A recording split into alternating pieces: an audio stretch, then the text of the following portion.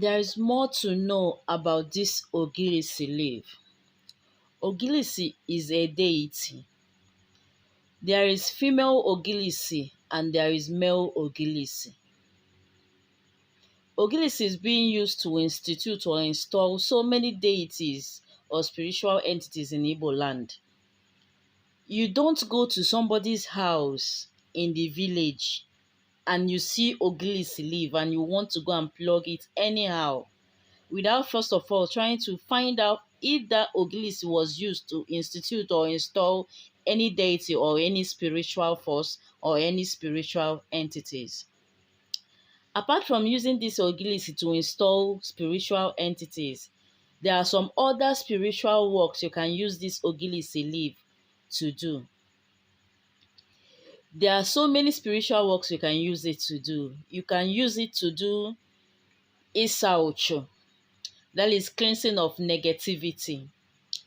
If your period is flowing much, you can use this Ogilisi leaf to also control it. There is a lot of sicknesses you can use this Ogilisi leaf to heal if you know how to use it. But you don't pluck it anyhow. You don't even touch it anyhow when you go to somebody's house and say it. If you are the type of person that you grew up in the village or you get to a shrine, you will notice that most of the deities or spiritual entities there, Ogilis was used to institute them or install them.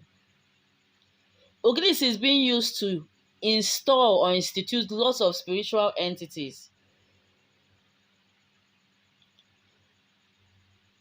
Ogilisi has male and female ones. There is one that the leaf is bigger than this one.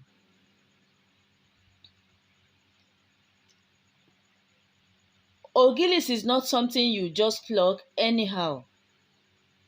Before you can pluck it, try as much as possible to do that with Nzu Edo or even money.